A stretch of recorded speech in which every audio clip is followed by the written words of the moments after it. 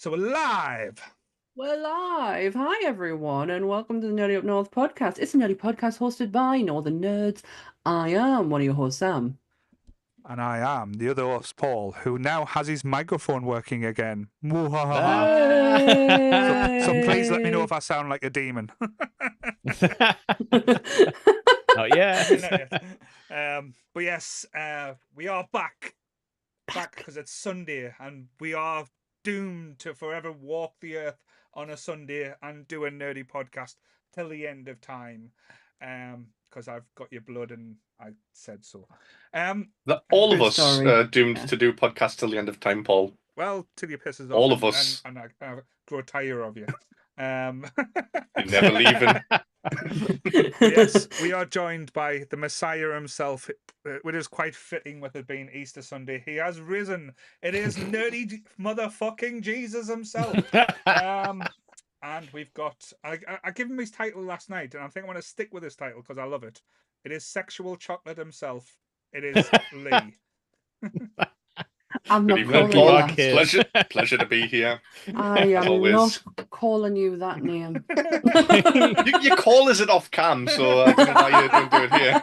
Where do you think I got the name from there? So yes. Me and Lee have a bond that nobody can break now. We got tattooed together, so Oh yeah. you know. Blood grows. grows. And we are what I would class as probably the hairiest podcaster tonight. We've got the three bearded weirdos and Sammy. See, I was nice. I left you out with that one. I really appreciate that. Lee would have went there, but yes. And then Lee would have voted for us again. Oh, it's Sunday. Yeah, we're back. We weren't here last week. We were. Where were we? We were lost in the time vortex that was Lee driving us to man. No, actually, we were getting fucking kidnapped by fucking Lee. This is what I wanted to bring up. This is what around this time is when Lee decided. Was it this time? No, it wasn't 8 o'clock. No, we were back by now. That's an exaggeration. Yeah, because we were like all grumpy, we were hungry. We went, let's go for food. Let's go to the next service station. Lee went, I know. Let's turn here. Lee, where the fuck are we going? Let's go to X Funland Extreme. I took the wrong turn and then was like, oh, actually, I know of a place up here, and didn't realize it was like an extra half an hour drive away. And then we got there and it was like, where the fuck is it? It was like in the middle of nowhere because there was no cars around. Then it was like the mecca of children. Where it was crazy. It's like it just appeared out of nowhere, and it was just a very lot of bright lights, a lot of food venues. A carnival ride. Yeah, a swimming pool, a golf course, snowboarding. Emporium. And Lee described each activity we could have done in what could only be described as a jovial 12-year-old boy getting excited, and like it was almost like he was clapping like this, going, Lee, do this, we can do this. And then he fucked off and left us, and we're like, and then we try to work out, and with us being like nerds and awkward and stuff, we're like, where do we go for food? Let's just go to McDonald's. We were we were too hungry to pick any good decisions. Yeah, you're a bit quiet, Paul. Was saying you need to turn yourself up a little bit. All right. Yeah, Lee got my full wrath of my hunger that day. I wasn't scared of you at that point, though, Sammy. Not after that scare maze. Oh yeah, I've lost all credibility. You guys tricked me. I didn't sign up for no scare maze. All the Raccoon City Police Department accosting me. I didn't realize that was going to be a thing. Like I thought I thought that was the entrance, and then I got accosted by scare actors who wouldn't leave me alone. You know why that was though? Because you kept on fucking reacting. Like me and Lee were like smiling and going on. Jake just like froze on the wall and was like, I'm not going to do anything. No attention will be called to me. And then Sammy was like withering and whimpering like a little lost puppy dog. So and then it got really close to us. I don't like people being that close to us. I knew they weren't going to touch us. I was okay with like if they touched us, it would have been a whole different fucking scenario. I probably would have been removed from the place. But I don't like people being that close to us. And I was like, how do I get out of this? I've made this 10 times worse. And I was like, in the end, I just said to the scare actor who was in front of me, was like, oh, you smell nice. And he started laughing and kind of like backed away a bit. I didn't mind it. I offered up my prostate at one point, didn't I? So yeah, you got on the table. You got enjoyed. I showed my mum that video, and my mum was like, "Did somebody ask him to go on that table?" I was like, "Nope, nope." He just did it himself. It would have been great if it like flipped over and then all the actors had to break character and be like, "You're all right, mate." Well, to be fair, when he jumped on it, they all started saying, "Where's me fucking axe?" I was like, "Okay, this is going to get interesting." Then they asked us to leave, and I picked up Lee's bag because Lee just threw his bag on the floor. Went, "I'm not going to leave that because he think," and he started panicking, thinking someone nicked his bag. I refused to leave. I'm not going without me bag. Mr. Pigman, return my knapsack. Oh, yes. When we first went in, I dragged Lee all the way around that. Like, I literally, his arm was going wherever I wanted it to. I could have snapped it off at one point. But yeah, after that, it was very friendly and nice atmosphere. Yeah, it was lovely. Thank you to Hayward HorrorCon. It was a fun day. Yeah, and we got a VIP badges as well. So Sammy, a wristband, sorry, that Sammy was very happy with because Sammy likes to be treated like a VIP, which is always hilarious. She loves it when you give her a badge that says creator or special person or just basically general general person that should be taken of interest special person. Stick that on a t-shirt. I was more happy that I saw her wearing a Monsters Up North bracelet. She actually is at the horror convention that Dan's been at this weekend and went to go and say hello to Dan. So she's now yes. Very sweet. It was lovely. It was great. We had so much fun. But you guys had a great time watching Tango and Cash. Yes, we did. I still watched it when I got back. I think it was only me and Lee that watched it. Mate, I was asleep. I was fast asleep. Crashed hard after that, yeah. But yes. Do the disclaimer, young lady. You get that out of there. So, everything discussed in today's episode is our opinions and our opinions alone. If you'd like to discuss anything from today's episode, please come and join us on the Facebook group. You can join us in the Discord or the comment section where we can have an open discussion. But what we won't have is anyone coming for us and telling us our opinions are wrong, because we can all agree to disagree in fandom. So, let's keep it fun, keep it kind, and keep the toxic behaviour out of her nerdism. Well said there. So yes, so now we are talking about the 1990 sci-fi action opus that is Total Recall. So this is, again, I feel a bit wrong branching out of the 80s to do this because, like I say, the 80s was the best for action movies, but this was as close to the 80s as you could probably get. Filmed in 89 and released in 90. So like 88, 89. Well, before we do that, I have the taglines for the movie. I've not actually read these beforehand, so bear with us. How would you know if someone stole your mind? Quite easy, because if it's Lee, I think that, That would be stranger. There's a lot of questions in these taglines. How would you know after memory implantation if your mind is yours? They stole his mind. Now he wants it back. Get ready for the ride of your life. This one, get ready for the ride of your life. We've just been in the Discord photoshopping each other into the posters and like scenes and stuff. And I thought, oh, Phoebes is here. I'll put her in on that poster, and then realized after posting it, like, it is get ready for the ride of your life. And it's like, Phoebes. Oh dear. Oh no. It's a different film now. Oh God, what have you done? The last one is, what would you do if someone stole your mind? Okay, well, a bunch of those aren't right because he doesn't want his mind back, really. No. Especially not when he finds out that he was the evil guy. He's like, I don't want to go back to that. So I think the tagline right is sort of misunderstood. Unless the meaning Hauser, it's from the point of view of Hauser, the bad guy. Oh, they're just trying to throw you. Yeah. So can I get the controversial comment out at the start so that people can hate us and like call us, tell us I'm wrong, like from the start? I think the premise is have 3 hands. Yeah. I think this premise of the movie is such a good idea. I think watching it back now, they should have cast someone other than Arnold Schwarzenegger. Do you want to know who was originally cast as Arnold before Arnie? Who? It rolls in from last week. It was Patrick Swayze. Patrick Swayze was meant to play the main role of this film, but the director wanted Arnie for RoboCop. Right. And we all know how that went down. Yeah. He didn't fit into the suit. It didn't work. So they moved on. When it came to this, the studio wanted Patrick Swayze. Because apparently everyone wanted Patrick Swayze back then. At and we know that from Tango and Cash last week. Don't put baby in the corner. Exactly. And then the director was like, no, I need Arnie. I missed out working on RoboCop. I need Arnie in this film. I think the idea and the premise of this movie is so good.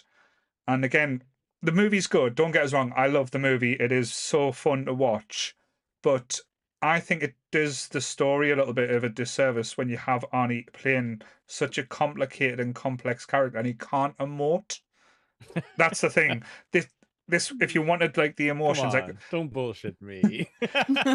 And everyone like say loves the one-liners, but again, when you have the one-liners in, I think it does a disservice to the story a little bit. It doesn't fit, does it? When he's like, "See you at the party, Richter." It's like it just doesn't like like they weren't talking about the party like right before that. Because if you think about it, they did change it quite a lot. Yeah. Once Arnie was like casting this, they did have another few people like in mind as well. William Hurt was attached to this at one point. But once they cast Arnie, they were like, we're going to need a lot more violence in this. Right. That's what I was thinking, because I couldn't imagine like Swayze with like, you know, the squib packs like shooting guys on the escalator and like everyone's exploding. I just couldn't see that. No. There was so many complaints as well where people were like, oh no, this movie's too violent. And it's like, you've gone to see an 18-rated Arnold Schwarzenegger movie. Yeah. What do you expect? Yeah. Was this fans of the book though? Possibly, like, possibly. I love the advertisement campaign back in the 90s when this came out as well, because it wasn't HMV, it was like Our Price or something. That was the big like video stores and stuff like that, where you used to get like the movie posters. And visually, the poster for this was like the blue with the pyramids and everything just looked like futuristic and like quite striking.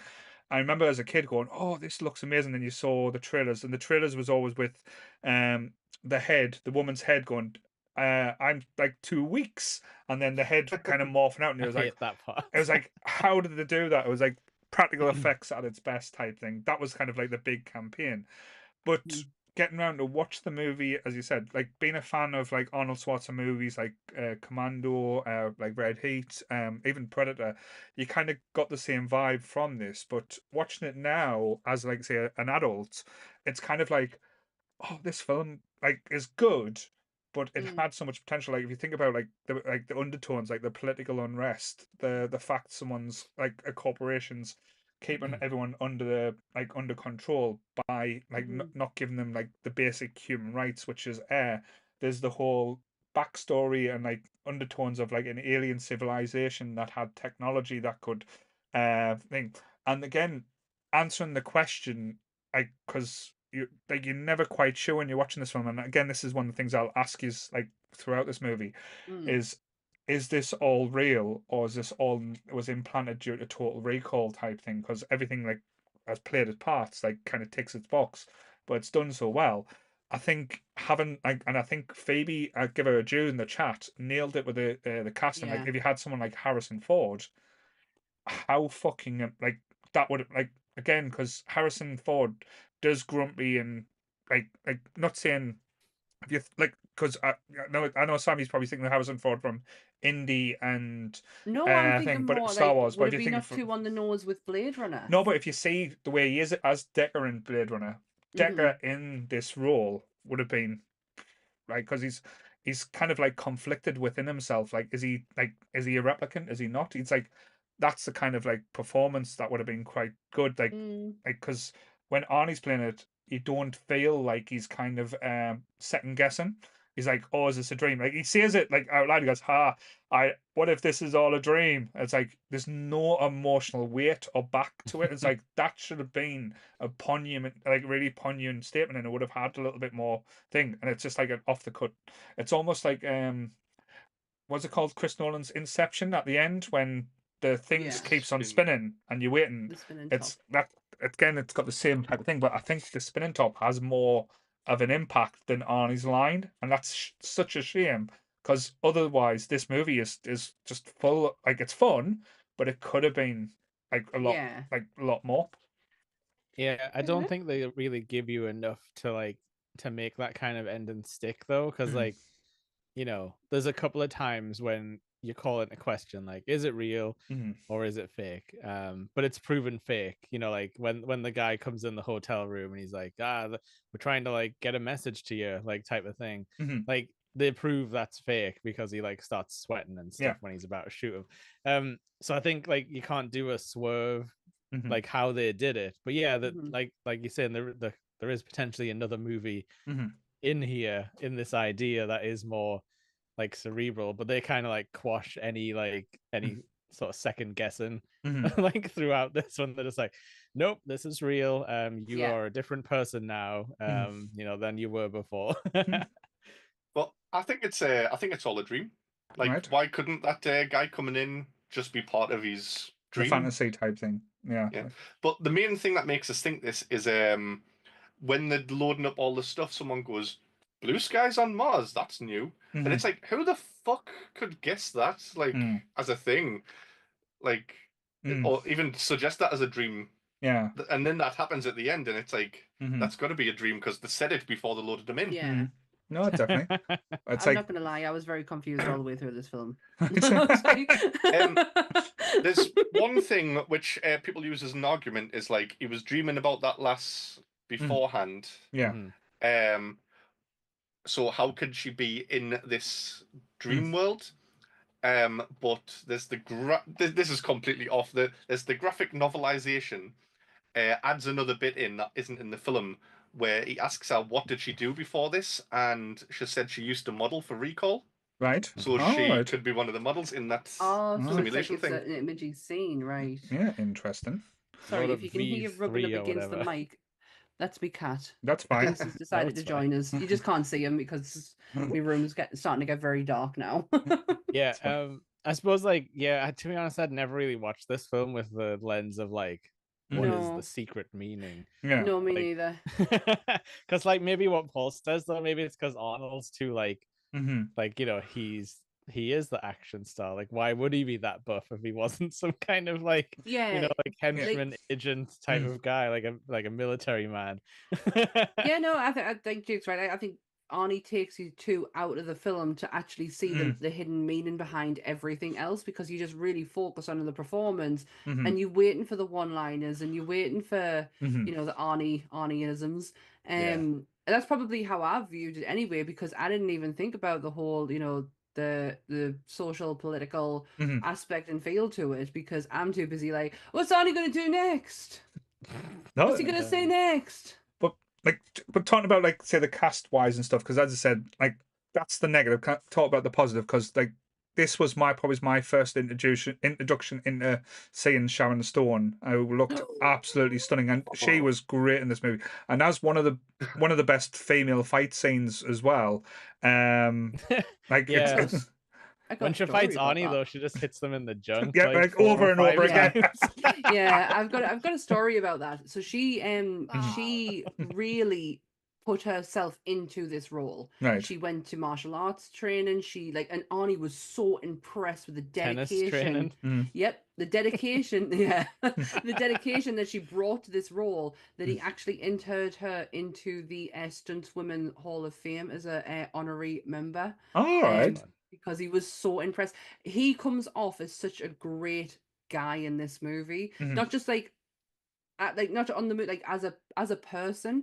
So who's your favorite at Michael Ironside? Oh, he was brilliant in this one. I know what you're going to say here, Sammy, and this is so nice. It's such a beautiful story. So he noticed that Michael Ironside was taking a lot of phone calls between takes, and instead of getting like arsey about it, like which people can, if there's like, you know, if you distracted, Arnie asked, is everything okay? And he said, no, my sister's going through cancer treatment at the moment. And he was like, shit, okay. So he took him to one side, took him to his trailer, and had a phone call with his sister and Michael and give her the best exercise and food to kind of get her through our treatment. And he never forgot. The pair of them never forgot how kind he was to them that day. And it just made his experience on the whole set just a lot different. Like we talked about him when in Batman and Robin, about him going through his own cancer treatment.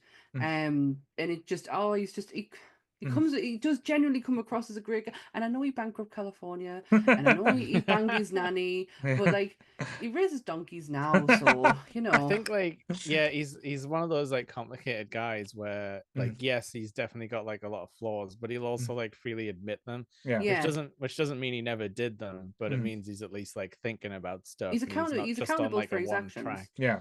And also like from everything I've heard, like he loves the movie business, you know, he loves like the fitness industry, like, you know, like he has actual like passion for stuff. Like he's not just about making money, but he does love to make money as well. You know? Yeah, like there's no but he loves the American dream. He always talks about like how that was his dream as a kid. Like he actually got the American dream sort of thing that they talked about in movies and stuff. Sorry, I'm trying to get some more light without blinding us. There's a light. This is the problem with some summertime podcasts and videos. It gets dark. You can't time it, can you? Yeah, you can't time it right. Because when I first logged on, Paul was like, "Whoo, that's bright." I was like, "Yes, the sun is directly in my window now. It's gone." And the light that I have on is too dark for recording, as we've learned this week. So I can't. I'm gonna have to use my lamp. I noted some like fun things down. How much current technology did you notice being like, oh, we're here now? Like I know like technically we don't have like holograms in the house, but the whole like, oh, I'm gonna learn how to do the correct like tennis thing, like you would just load it up on YouTube, wouldn't you? Yeah. And stand there like, you know, like having a quick go. And like there's just like a few other things, or like, you know, self-driving cars and things like that. I know we don't have access to them. And I know it's not a fun robot, you know, like because we don't get to have the fun future, we just have to have boring future. But it's interesting how we're like almost getting to like 1990s sci-fi, apart from we don't have mutants yet. Well, to be fair, if you look at that stupid car that Elon Musk's brought out, that looked exactly like the cars in Total Recall. Johnny in there. Yeah. And the makeup in this movie is some of the greatest makeup that's ever been done, because it's done by one man and one man alone, the amazing Rob Botton, who, if you are a Monster listener, you'll be familiar with his name because he's been brought up a few times, and his makeup it's quite signature, which I've realized today. He did The Thing, okay, and he's done this. So it's very much sci-fi and stuff. Yeah, he retired in 2002 because he was absolutely sick of seeing the practical effects side being taken out and being replaced with CGI. The only time he ever came out of retirement was to work on Game of Thrones. This man was trained under some of the best. His first initial film was The Howling. He's Stan. Is it Stan Winston? Stan Winston, one of the greatest. Yeah, one of the greatest makeup artists of all time. He's under his tutelage. And yeah, The Thing was the first thing he ever did by himself. Not by himself. It was like it was his baby kind of thing. And he designed it. He worked relentlessly. He worked when he wasn't meant to be working to make this perfect. And you can see from The Thing to this how he's just getting slightly better. But there was one signature thing that I noticed is his faces.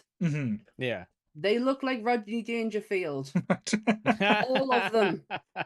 But I don't know why. But the practical effects in this movie is probably one of the things that stands out, and is why this film is quite legendary, because of the things in this. Like, there's one of the first things you see is that Arnold head exploding. Yeah. Which I did some accidental research because I was watching an anime, JoJo's Bizarre Adventure, and they also had a zero gravity your blood is about to boil once the air goes out of the atmosphere sort of thing. So I think I'm not going to say it would accurately look like that, but technically you do get real fucked up if you go into like a zero atmosphere because of like the pressure boils your blood inside of you and stuff like that. So, you know, it could happen. Your eyes will bulge out.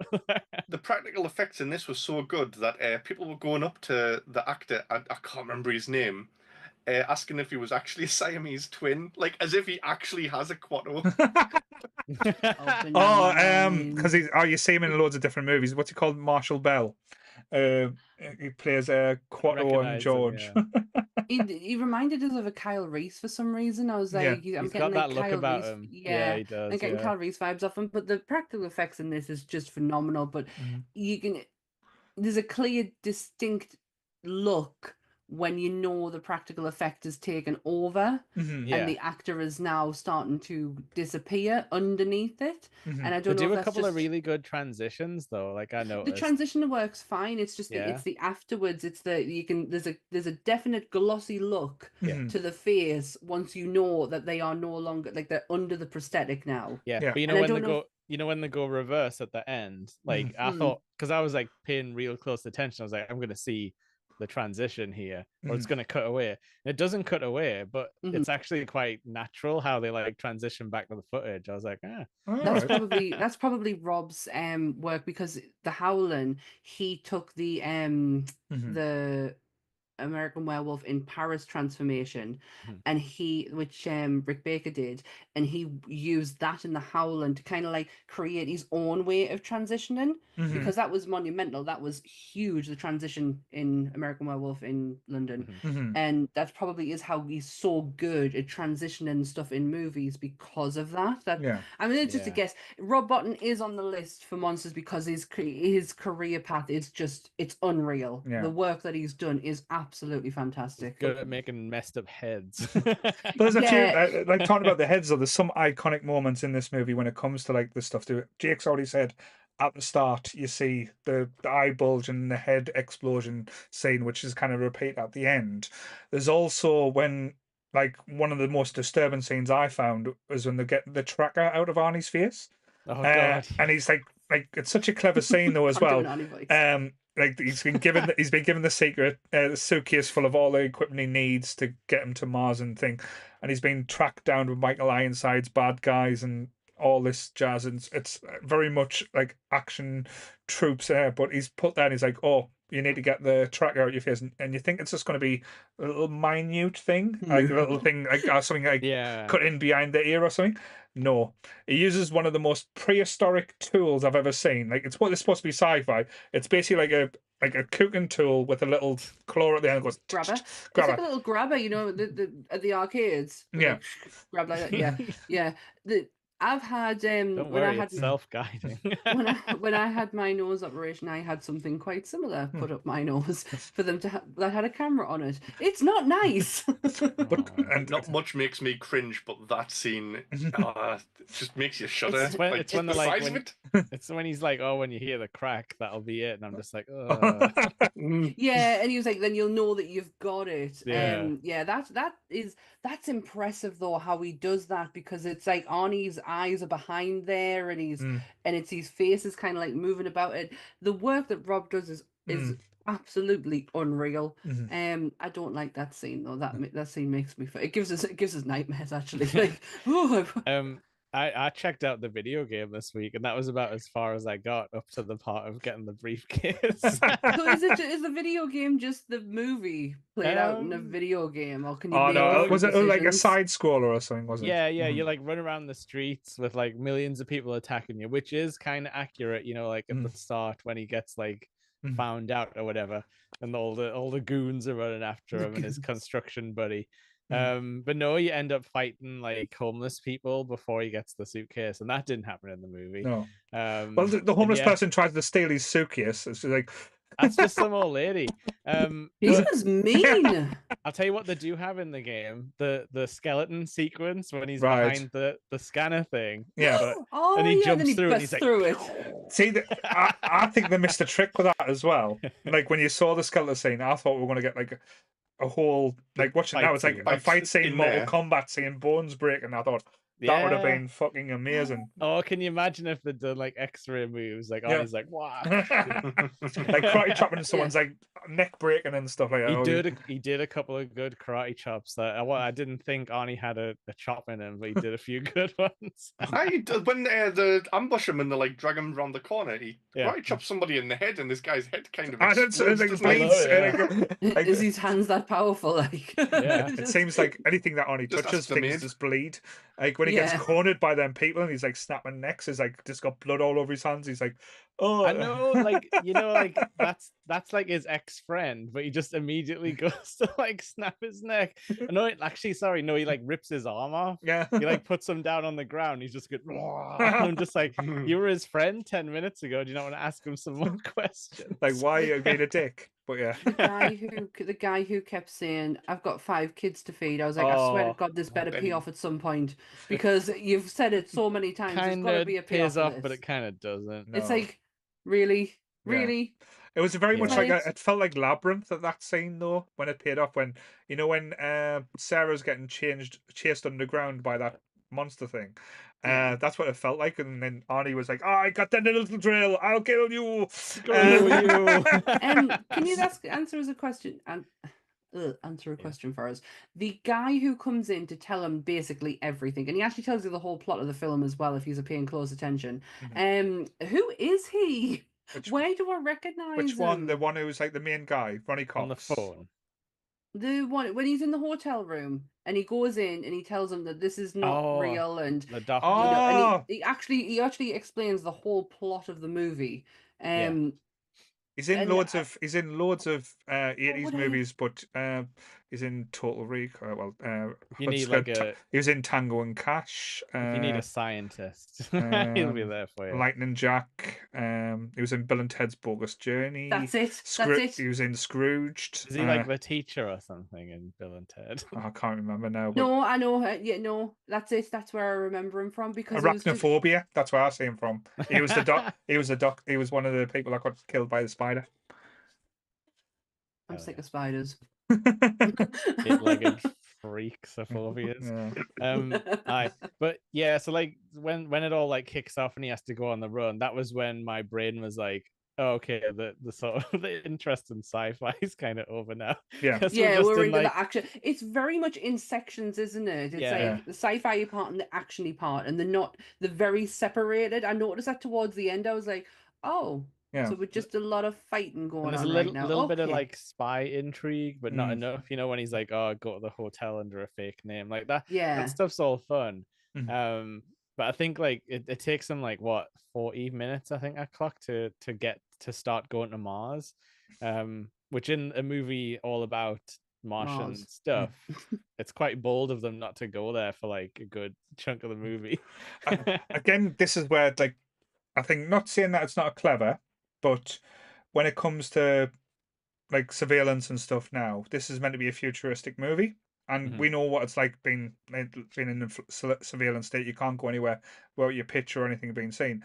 And Arnie's character, like the look and feel, is not that easy to hide. Like you wouldn't think. I know he tries to do he couldn't stand behind a tree, could he? Yeah, I know he does. He disguise in the airport where he dresses. He gets his nice towel as well. Yeah, the towel. Yeah.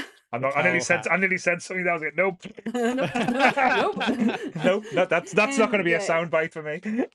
You can't. It's not like you can hide behind a tree. I do like the disguise with the lady though. Yeah. And this just went to prove how much I was not paying attention the first time I watched this, because I was like, oh, what's happening here? And I was like, do you not remember? I was like, why is this lady going blah, blah, blah, for like 2 minutes? I was like, what's going to come out of that? And he was like, Arnie. Yeah. I was like, oh, how? I'm sure this is where Men in Black got the ideas from as well. They never really explain. Why it breaks though. No. Like, because they're like, oh, we get like later on, Cohagen's like, we supplied you with the robot, we supplied you with this, that, and this. But I'm just like, yeah, like the broken disguise that he had. Like, what's even the point in it?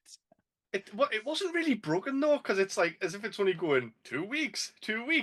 And it's like, oh, that's all it can say now. But then he throws it and it goes, get ready for a surprise. Yeah, exactly.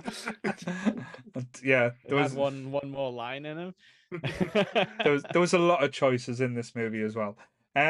the other thing that a lot of people have already made jokes about, as well as the three boob woman. Again, I think that was an interesting choice to have in the movie. I didn't know. I don't think it needed to be played out as much as it did. But remember, this is very much they show it like 3 times. Don't they? Yeah. They go back to the joke 3 times. Also, oh, go on. I was gonna say I did like that the sort of the brothel. You do end up kind of loving all those like weirdos. Yeah, that are you in feel there. a bit like sorry for them, and like especially when the air gets turned off, and like, oh no. I don't like Tony's face, mind. It's just, it's too. It looked like a sexualized. Bum. It looked like a bum. By the end, though, you're like, hell yeah, Tony, you live on. You have a good life. Yeah, the three booby lady was meant to be 4. All right. But logistically, Rob couldn't work out where to put the 4th one. They said it looked too much like a cow's udder. Yeah. Oh. Yeah. He was like, no, that's just a bit weird. Biologically, that makes more sense than a 3. Yeah. Also, very unrecognizable actor who's in here, Dean Norris. Only can tell it's him by his voice because the makeup that's on his face. Yeah, he's Tony. Tony. Is he? What the fuck? Yeah. And it wasn't until Ant was like, who am I hearing there? Is that Hank? Yeah. And I went, who the fuck's that? He went, Breaking Bad. I was like, oh god, yeah, it is. Jesus Christ. Yeah. Oh, how cool is Thumbelina though? Oh, I like Thumbelina. Yeah. When she stabs that guy, I fucking love that bit. that guy is like one of the shittiest henchmen, as in like a shitty guy that you want to see get killed. Yeah. You wanted to get his He's a good henchman, but that's why we hate him. But they do. Yeah, he's awful, man, with his like stupid like glasses and like he's like, oh man, I hate him. Just hit a guy with glasses there. I'll take these off. But no, it was quite interesting because I thought they were going to do like I thought they were going to do a swerve with him as well, because there's a bit where Arnie's like escaping and he doesn't pull the trigger. I was like, oh, is he a good guy and stuff? And he's like, no, he just doesn't want to shoot because he doesn't want to break the dome. I was like, they're being clever. They're actually using sense. But Michael Ironside character was like, I'll kill him. I'll kill him because he's already shot Sharon Stone, his wife, which gets a headshot, which is just brutally done and well done as well. It was a divorce. I feel like that's like something you wouldn't see anymore, isn't it? Like people getting like shot in the head and then seeing it afterwards and stuff. No, with your star actress, yeah. No. She looked absolutely phenomenal in this movie, like ridiculously like phenomenal. A pantsuit on that part. I did. I liked everything. What we found out in the turn, not the turn in Tango and Cash, Sammy likes a pantsuit. On Sylvester Stallone. Yeah, I was gonna say you weren't seeing it. Sharon Stone's junk in this one. No, I was not. But yes. No, but she's just absolutely beautiful to where we and Anthony were like googling pictures of it today. That woman is still fucking got it. She's still beautiful. Great, and Emmy as an actress as well. I think again she doesn't get the due that she deserves with a lot of stuff because Great like Basic Instinct. Yeah, but I think it's overshadowed because of that scene. No, that's the problem with Basic Instinct. I can't even tell. I'm not. There was a lot of that in Hollywood though. Like if a woman shows like any kind of like either is too sexual or is like too silly, it just immediately gets panned and everyone's like, oh, I can't take the horse seriously. Oh yeah, if you're not the Meryl Streep of Hollywood and you kind of dare go out of that realm, then you're fucked. I did hear rumors that Chris broke his VCR pressing fast forward and pause on that film just to get that certain scene.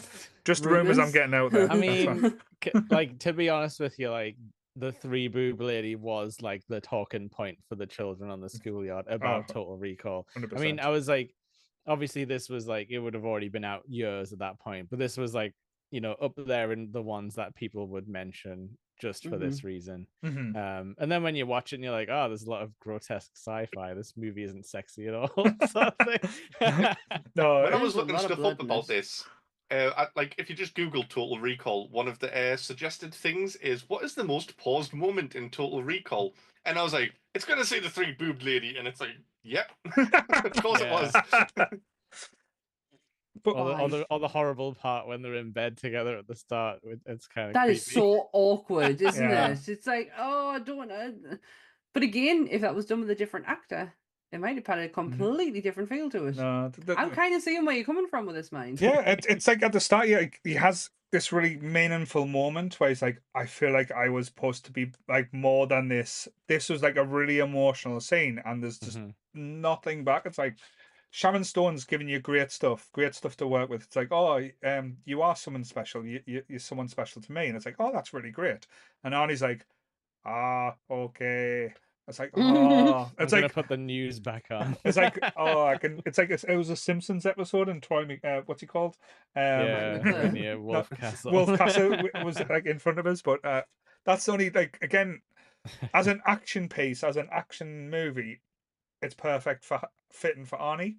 But if they wanted to delve deeper or give us more, because this story, I believe, and again, I know we're not talking about it, but the remake gets a lot of shit because of the fans love this version, but the remake has a little bit more pull. But again, it relies too much on special effects. And Colin Farrell is actually really good as the character.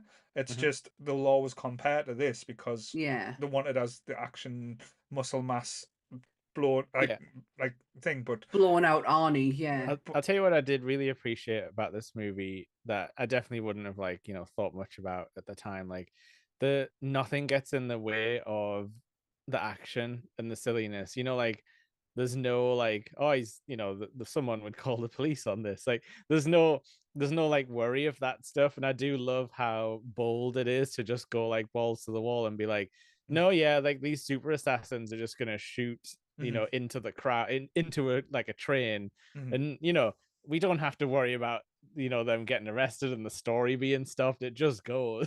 like I feel like that's the kind of movie we don't get anymore. I think people would try and like logic pick it to pieces, but you kind of want your heroes and villains to be free to just like do stuff. I do want to talk about the train though as well, because in action movies they always have a good train jump or train escape. And normally it's either they just get on the doors in time or jump on the side or jump on top of the train.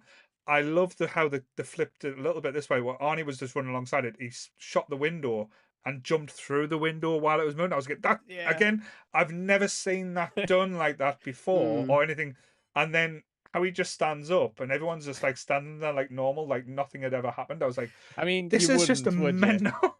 No, he doesn't shoot the window. He goes to punch it, and there's meant to be like an explosive in the glass that goes off like just before he hits it. Right. But it doesn't go off, and he actually punches the window out, and I think he like broke his. All right, I thought he shot it. No, sorry, I was just impressed that they used like a different take of like the escape. It was like, can I just say, on the morning commute, if someone dove into the metro, like nobody would.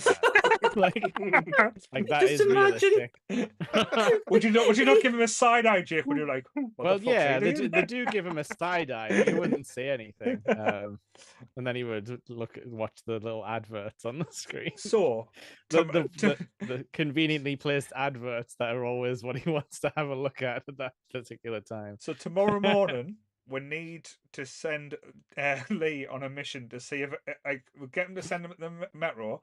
So he has to put the window through and jump through to see if anyone looks at him. Wait. These don't make us do that. Oh, Lee. We'd ask Chris, but Chris isn't big enough to jump over the side. He would be like, "Oh, they're not reaching."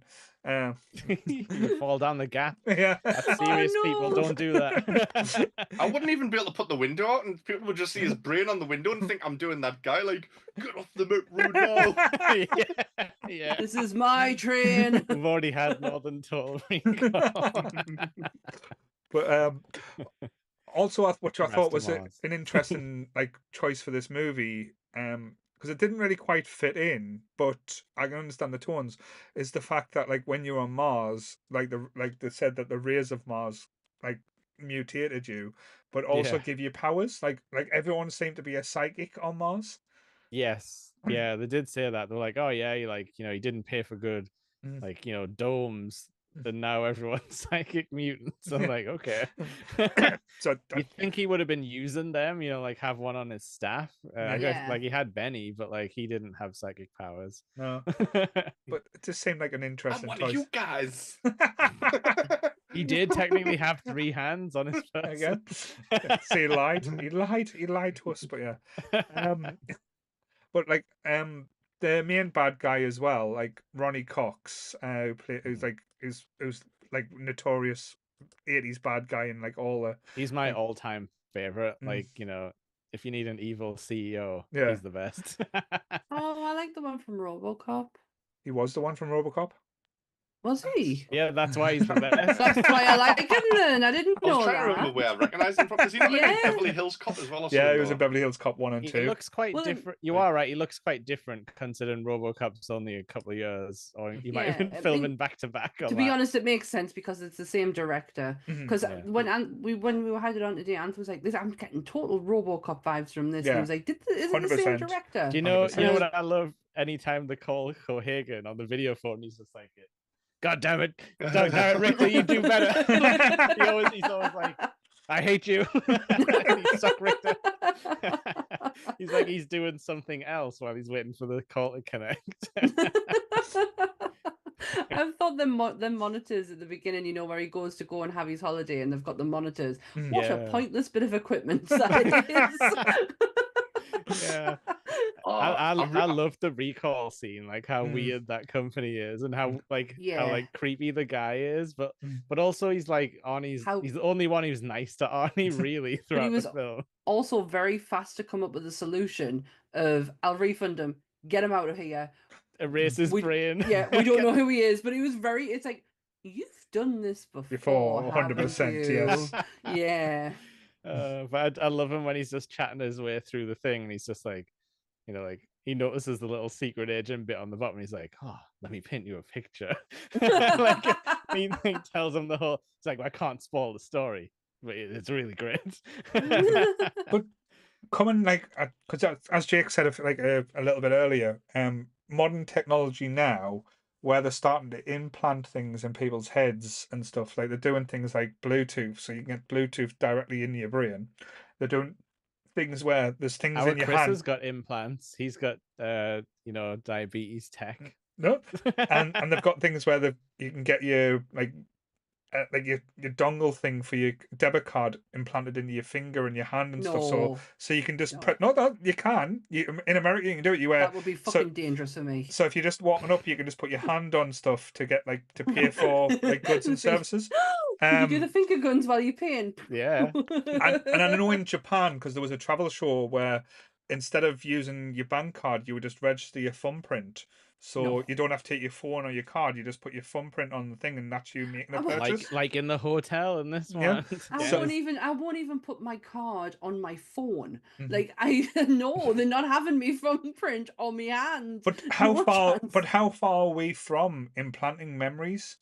And then again, to flip it on the other side, if you're implanting memories, then taking memories out, it's quite an interesting take. But how far from reality this could be? I know we're not actually no, they are actually talking about colonizing and doing stuff on Mars. Like that is supposed to be the end game, what they want, because it's probably the most when human population gets to a certain degree, that is and that big mountain is real. And they mention some other quote landmarks, if you can call them that, sort of shapes that people have seen from the imagery.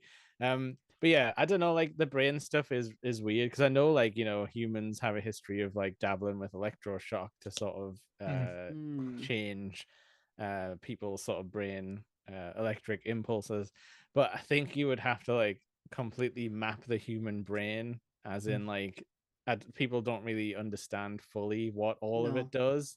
And you'd have to very small percentage. I mean, I don't think they didn't have it all mapped out in this film either, because it's like, oh, well, what about the person that died? Oh, don't worry about that. Yeah. Well, it's a little bit better since then. What were they do? They were it was as if they were trying to zap the information into his brain. There wasn't any kind of biology, there wasn't any kind of chemicals apart from his sleep drug that lady loved shooting into his thigh. I can barely remember what I said to Anne 5 minutes before I said it to him. I'm repeating myself, so I would can't recall. let's just leave my head alone. It's bad enough as it is. I don't need anyone else manipulating it in any way. But yeah, for the record, I would not want my memory modified. I mean, if we can improve it and make us remember things, that'd be good. But how do we not know that this isn't not all in the Matrix in Total Recall now? So that we're all just part of Lee's memory. And we're all part of a video game that Lee's playing. Do you really think you would go to Total Recall and be like, "Oh, what memory do you want?" Well, I want you to make us think that I listen to old people complaining about the bank all day. Yeah, this is not the life I would have mapped out for myself if I could go to Total Recall. But if you think about it, though, start my own cult. Built my own empire. People chasing you in the streets. He thinks he's a podcaster. Get him. Crush me enemies. Yeah, it's like, oh, you want to go to northeast of England, Sunderland? Like, why not Saturn? Why not? I love that like very blasé conversation where Sharon Stone's like, why don't we go to Saturn? You want to see the rings of Saturn? I was like, how is that even a thing? Like, how is that your holiday destination? The rings of Saturn. Yeah, because like they don't really show you the rocket ship. No. Or how long it takes or anything. Like, so they conveniently skip that part. It's also a bit like of a Star dick Trek, move. just beam you up, Scotty type thing. Yeah, it's a but very you still dick have an move. airport. There's always got to be a docking station somewhere. Am I right, guys? Documentation in that. It is a dick move of his though to like, I'm gonna go on holiday by myself. Right. Yeah. Like to go without her and be like, I'm gonna modify my memory and pick a brunette to have a someone spy, who's the complete opposite of my wife. Yeah. Have a spy fling with. Dick move, Arnie. Yeah. Dick move. No, there's a lot of different interesting aspects, but I just think it's like quite a clever concept, and that's like the kind of thing that it is as well. Previous take the piss out because I talked about talking. You blabbed about Mars. Yeah, but it's just again, it's just like a concept that I think could have been done. I know they've tried redoing it and stuff, but I would love to see this as a modern take, like, and not even like a movie, just like a TV show and stuff, because there was so many different elements. They did it. There was a TV show, I think, called like Total Recall 2072 or something like that. All right. Is any good? I'm sure I don't know. There's Jake on the fact check. I'm not fact checking that. I'm just thinking, when I've been looking stuff up, I saw something around that. I was just trying to think, did they reveal what year this was? And I can't remember them saying anything. 2068. Right. I think it's in the Wikipedia. I think I could be wrong. I think it was 2068. That's probably about the time I'll finally be able to retire. Will we be alive? Yeah. Depends. If we keep going with shocked if you get out next week. With the man died diving through a train window. Constant stress levels probably is not. How is stranger? It was 2084. Sorry. All right. Maybe not then. You just confirmed Total Recall 2070. That was a TV show. Interesting. But yeah, what was your favorite part in the movie as well? Because I know there's different things. I'd go to lead to this one because I know it's very action packed, so I'm expecting lots of shooting. Action Lee. Action Lee comes in his own box with his kung fu grip. I don't know, like you were saying before, it transitions between a lot of things. Like it starts off as like a sci-fi movie, and then it goes to like a sort of like outer space like action movie. So it's difficult to pick one bit that is your favorite bit because it's like watching different films throughout the whole thing. But probably the whole like the bar, right, like with all the mutants. It's just everything about that's just amazing. Like all of the like prosthetics and how futuristic, and it actually does make you feel like this is a real thing. Please. It reminded a lot of Star Wars, the cantina scene. Yeah. You know, when you're walking in the cantina where you could easily feel awkward or like out of place, but he doesn't seem, well, it's Arnie, he probably doesn't feel out of place anywhere. He's like, I'll go in here, I'll be here. But yeah. What about you, Jake? Yeah, like I was thinking, because there is just like, it's a lot of like random scenes all like stuck together. But I think I quite like when it's like revealed to him about like that house is like actually evil. And he's just like, hey, if you're watching this, then you've done it. You know, like we've killed Quato. And he's just got like his like cigar and like they've got like drinks and like, but I am gonna need that body back. Like, and his facial expression never changes during the whole fucking movie. Well, he's like Hauser's like smiley, which you don't often see Arnie because he's usually very like serious. But Hauser's like laughing and joking and stuff. And yeah, like it's very cheesy, but he's like, you know, getting dragged onto the chair and stuff, and he's like, you know, I was a real like I don't want to, I was a real asshole or whatever like that.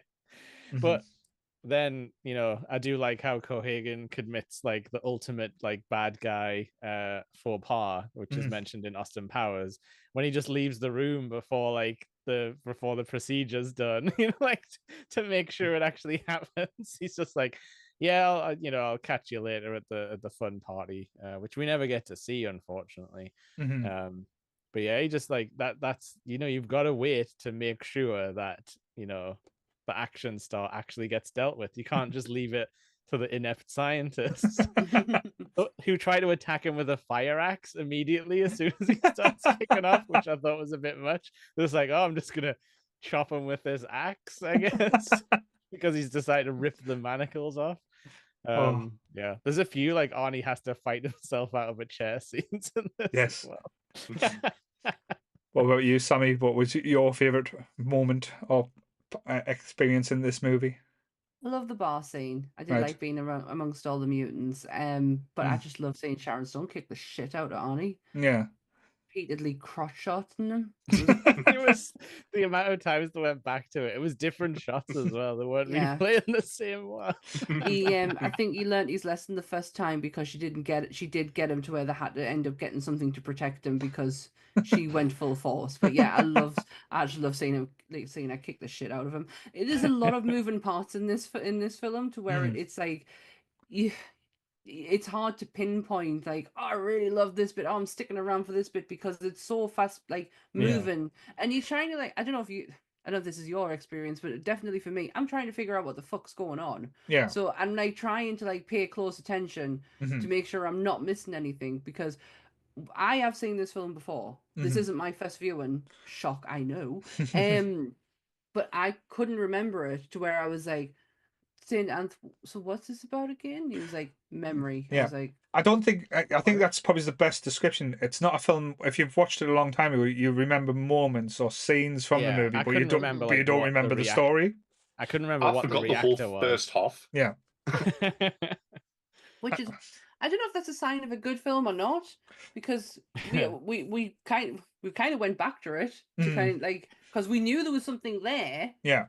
So it kind of, I don't know. Nope. Do you know that there's that Simpsons episode, I can't remember which one, where they're trying to figure out like what the moral is, and they're like, you know, maybe it's that we shouldn't do this and that, like maybe Total Recall is just a bunch of stuff that happened. And we have to accept it.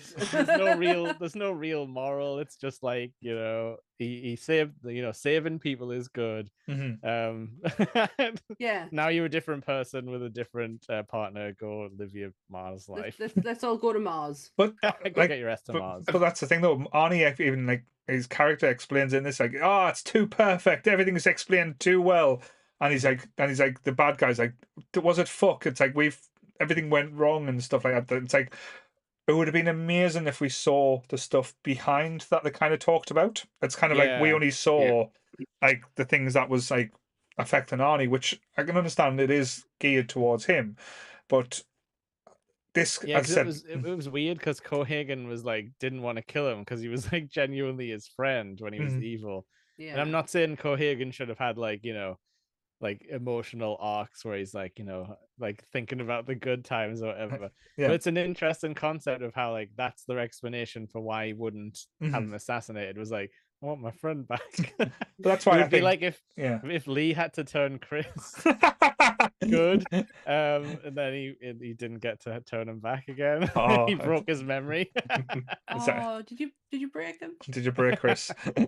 Chris not the same again. Get your ass to Egypt. So, Paul, have you got a favorite bit?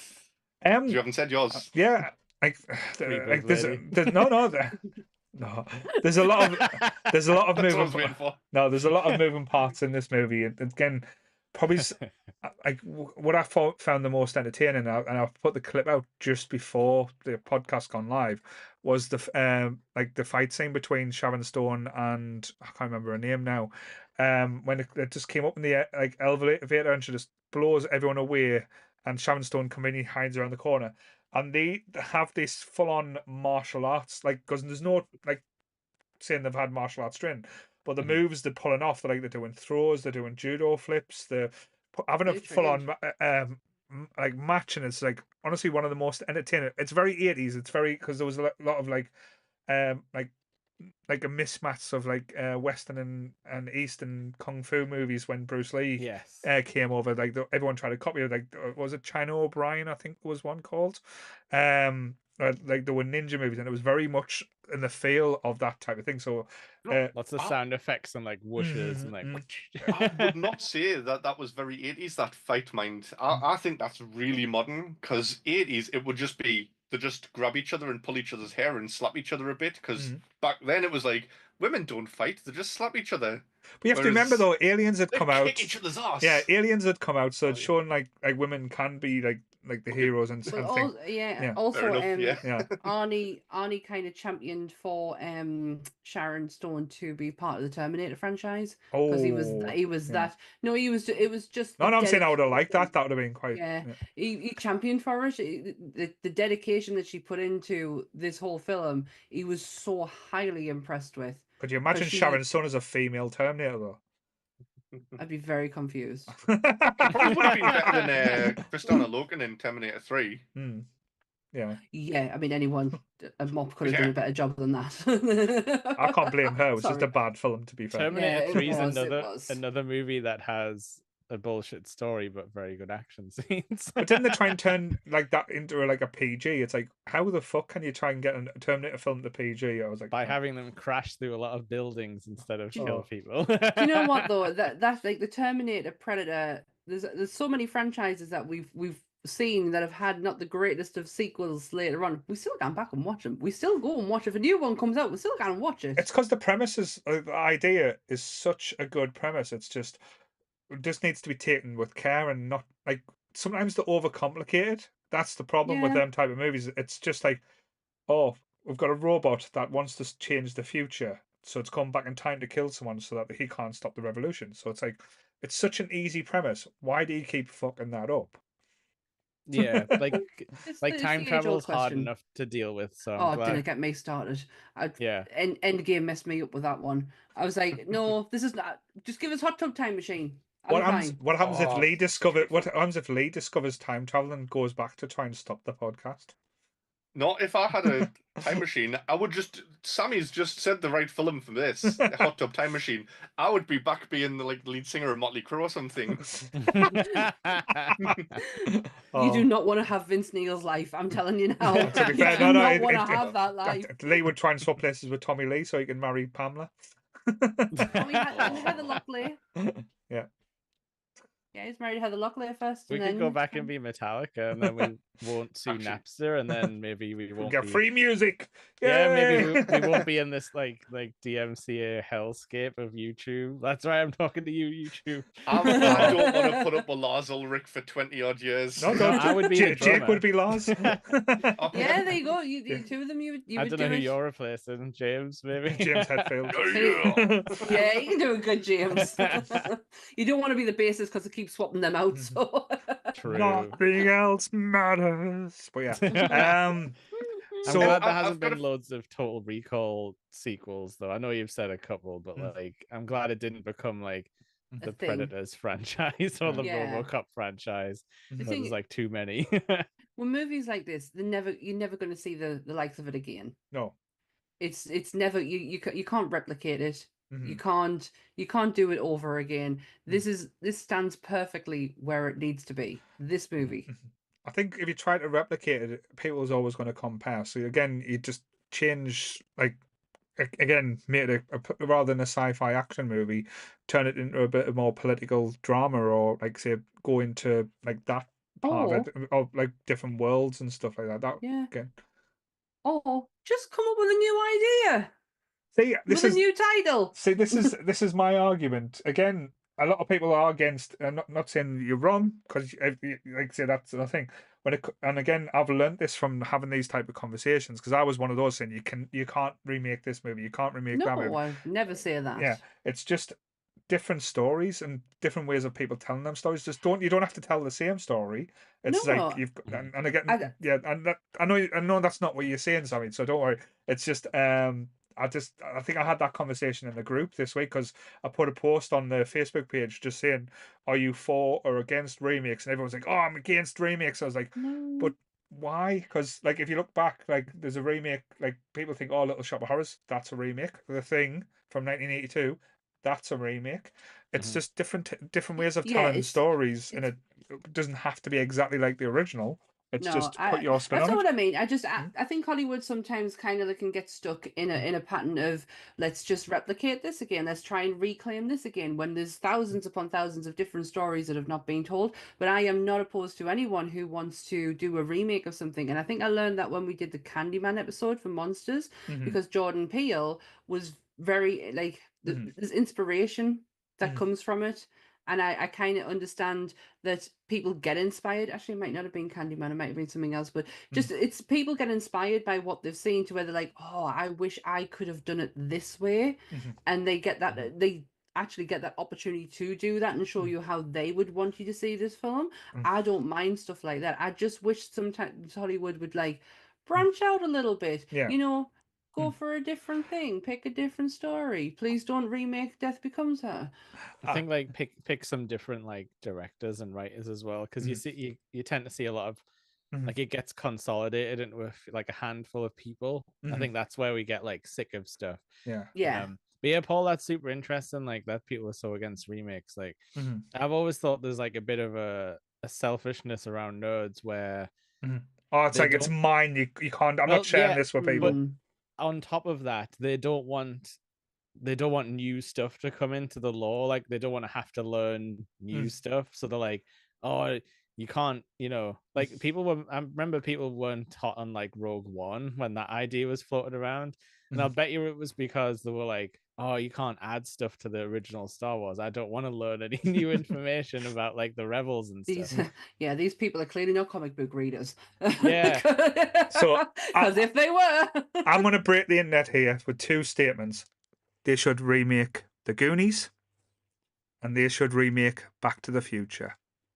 They probably will soon. Don't worry. I agree with one of them statements, but I don't think I would want to see, and I don't Back to the Future. Nah. We're already in the Biff timeline, so exactly. Do we really? Yeah, it's too on the nose. Especially the second one. It's almost like wow. It's like they jumped forward in time and literally jumped forward in time and went, "This is what's gonna happen, people."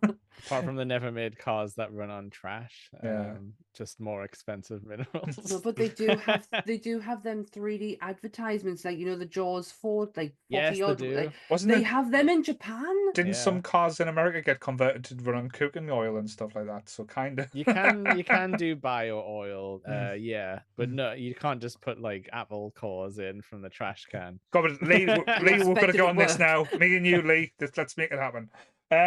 Mr. Fusion. And before, like, I feel like you're gonna say, like, "Oh, what would you rank this movie?" And then I'll be like, "Oh no, I've got some more things I want to add in, like I used to do, and I don't want to go back to being that guy." So you'll always be that guy to me, Lee. It's still real to me. I've got a couple of weird things, like one change and one alternate ending for this movie that I've heard about. So they changed Arnie's job role in this to a construction worker, which definitely worked because originally he was written as an office worker. Right. And that wouldn't have worked. Like, oh, my quarterly figures are down. No. Damn you, Excel. And the second one, this would have just been stupid. It was going to have that Arnie was actually an alien in disguise, and that's why his hand worked on the thing at the end. Oh, yeah. Wow. I mean, I didn't think there was anything to do with like aliens scanning your hand. I feel like just a button. It is just a heat, like we have those capacitive buttons now. There's another bit of technology. Yeah. Please make it stop. Like when you turn on the thing at the air dryer in the toilet, you just run your hand over. It was the same thing. Yeah. See, technology, man. Or you just like brush past your PS like 4 and it's like beep. I'm coming on. It's interesting you talk about technology and stuff like that, because just to go completely off skew and go into the conspiracy theory, there's a documentary about Bob Azar. He's either a famous whack job or a famous whistleblower in America. They did a big documentary on. You can see it on. Well, I think it was on the History Channel, but you can normally download it. Where he claims to have worked on Area 52 or 51. It was a 51, sorry.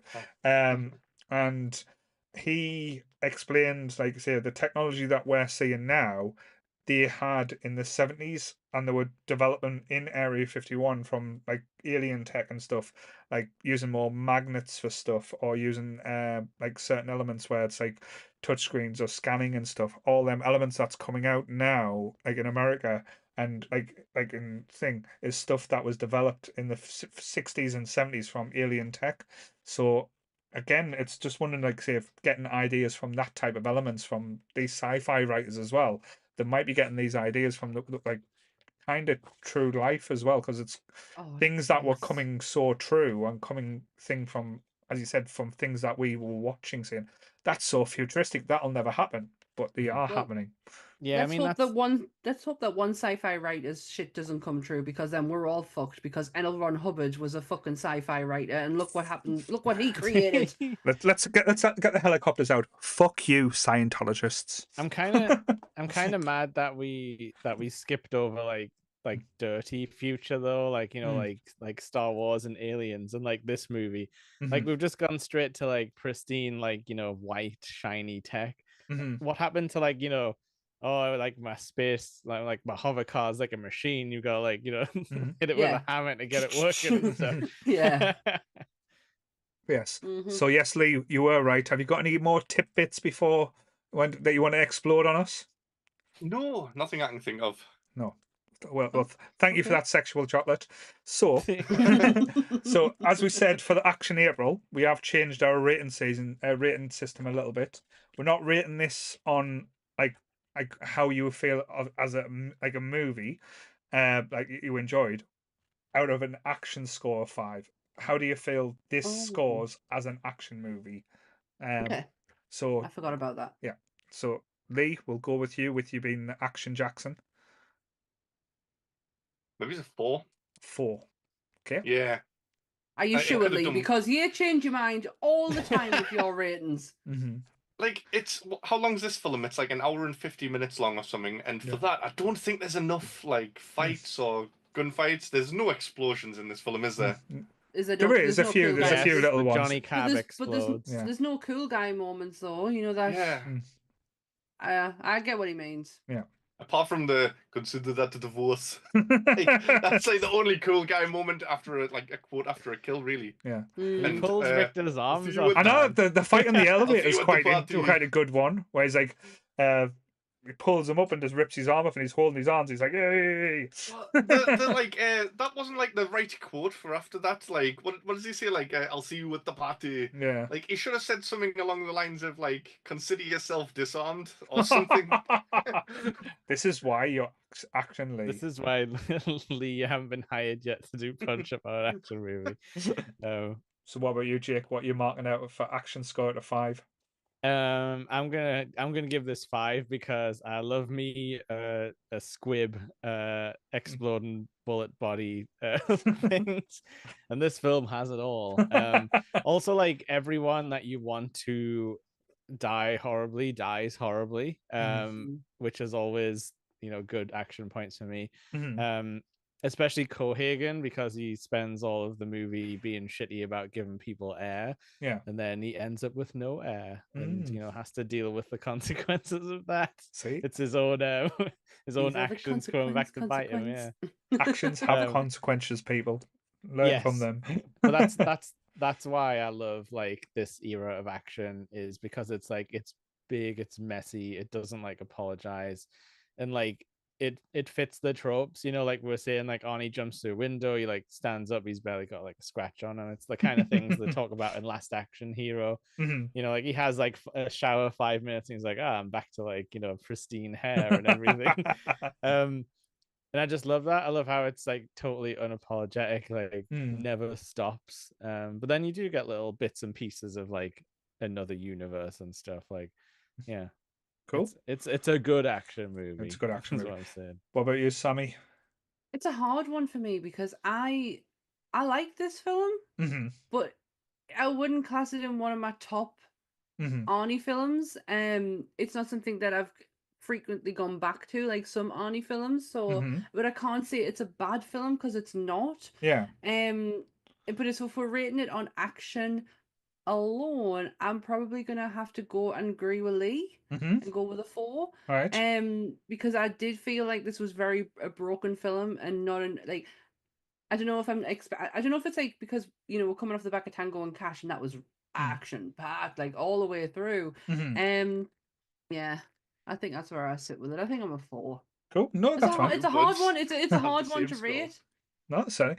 I again probably going to be a little bit harsher. I'm going to say a 3 because as action, there's elements of action in this movie. I think it gets confused and muddled up and like. Again, if they didn't have Arnie in this movie, it would have not been as action packed. It would have probably been a very different movie.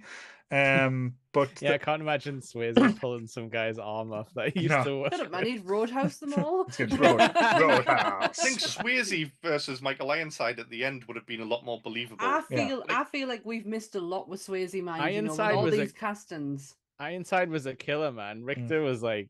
He was like stone cold, and like at the end he was probably like boxing on. He's like, you know he's fighting someone twice his size. Like if someone crazy beats big almost every time. Do you know who was meant to play his role? Did you see the other casting? And he said no, he didn't want to do it because it was too much like the person he'd already played. Was it Clarence? It was Kurtwood Smith, Smith. Oh, wow. Yep. Because he'd obviously worked with him on RoboCop, and he was like, yeah, you do this role. And he was like, mate, I've just done that role. Let's not. Oh, man. But then him and Arnie would have been on screen together. That would have been great. But yes, like I say, a 3, not because it's a bad movie. I think if we were doing like an actual movie, I'd probably rate it as a 4. Because I enjoyed the film, but as an action movie, I think it got confused, lost at times, and it kind of got confused where it wanted to go and what it wanted to be as well. So that's why it's probably a 3. There is a lot of action set pieces, but I don't think it really blows you away with the action, if that makes sense. Cool. So that's, I think fair scoring. So that's my rating. So I would love to know any of you guys' thoughts. If you have any, like in the chat or anything, if you want to post on the comments, tell us what you feel about Total Recall, what you would rate it as an action movie, and where you think it stands in the Arnie verse as well of movies. Like where would you rate that one? But yes, so go to the comments, people. Comments. So Sammy, yeah, what you doing tomorrow? Well, been advertised as we're doing 8-legged freaks, and if you think that's what you're going to be getting, you're in for a shocking reveal. Yeah, we are doing 8-legged freaks tomorrow. But this episode kind of takes a turn because it's probably the most unhinged episode we've ever done. It's almost like did you have Lee on there? Surprisingly, no. No, I feel like Sammy's been saying this about the last few episodes. Have you gone off the rails? I think this one, like, kind of. I think it's been leading up. The episodes that we've done have kind of led up to this. To be honest, it's probably one of the funnest episodes that we've done in such a long time because the movie itself, there wasn't a great deal to talk about. We do talk about the film. Don't get us wrong. We have some interesting factoids, like we always do. But at the end, we kind of go off on the deep end. So, but didn't give them spoilers. If you're up to date, if you want to know about Dan's thoughts on up-to-date horror, watch the end. You're gonna love it. Yes. So that goes out at 8:00 tomorrow morning. Yes. We have an episode of Top Grumps going out on Tuesday, do we, Lee? Yes. So this is very weird because if you're saying Monday Monsters is very unhinged. Top Grumps on Tuesday is probably the least unhinged episode we've ever done. It's a professional one? It's quite professional, yeah. I don't know what's happened. We actually discussed the film that we're reviewing. But we're talking about The Raid. Right. Because we thought with Dread next week, yeah, The Raid is basically what Dread is made of. And we thought we'd just do our version of that. Cool. And we've got a very special guest as well. Making his first appearance on any Nerdy Up North podcast. We've got Tooney. Oh. And he's fucking brilliant. Oh, I've got a new man crush now with you, Lee. He's amazing. He's a really good lad. Well, it's a good job. Jake told us what his real name was, because I would have made an absolute fool of myself yesterday. I think that's Sarah Feature's fault. Right. It's not Tony, everyone. It's David. Yeah, no, I did tell him. He did see the funny side of it. Yes. And Jake, what have you and Sammy? Is there a new episode of Doomsday out next week? Yeah, we're gonna fight to the death because it's Civil War time, baby. So whose side are you on? Yeah. All I like that movie for is one moment in the Spider-Man. Then it's shit. Well, there you go. There's Paul's review on it. Don't ignore his thoughts. It's going to be a very one-sided fight, because I feel like me and Jake are on the same side. Oh, there's a right side to pick in Civil War. Yeah. There always has been. There always will be. But yeah, so that'll be fun. I am gonna try as well to stream some Judge Dredd video games if I can get a hold of any before the end of the week. Because I've quite liked having the challenge of matching the Sunday That's podcast so fun. movie to the video game. It'll get hard when it's like Laurel and Hardy and shit like that. Yeah, there is a Three Stooges video game, so I'm not totally out of ideas. Well, Jake, Paul did try and do the Sega Mega Drive Judge Dredd game, which is awful. It's so difficult. Bad. It's not good. I asked me shit on that, didn't I? I was like, no. There is a PlayStation 2. There is a PlayStation 2 one called Dredd vs. Death, which is amazing. It's a first-person shooter of Judge Dredd. Really good game. Judge Death sounds like fan fiction. I'm not going to have it. No, I won't have it. I've made the dark version of Judge Dredd. we have the amazing Phoebes and Chris on Friday with a new anime club. Is there one of the Daft Dragon Ball videos out this week? No, Chris said it's next week. Chris. Why is Chris telling you when you're Dragon Ball? Because he's the #1 Dragon Ball fan. When we recorded the other day, I was like, do I have a Dragon Ball out this week? And Chris was like, oh no, it's the week after. You've released one this day. So hold on. Chris, I don't know what day I'm on. Chris, who whenever he comes on has no idea what is going out the following week, is telling you when your Dragon Ball episode's coming out. Yeah. Lee, man, if you lost something your wrong with the world if that's the case. But I trust him, so I'm just taking his word. Mistakes have been made this evening. He's being gaslit live. Anyone who does follow the Anime Club, it is Samurai. Jake, how's it Shampoo. The idea. Like shampoo and sorry Yahoo. guys, anime's not my thing, and if my husband could hear me, he'd probably be having a fit right now. It's great he's actually wrote it in the chat, because I was trying to figure out what it was called on Top Grumps, and I was like, what you saying? It's Samurai Shampoo.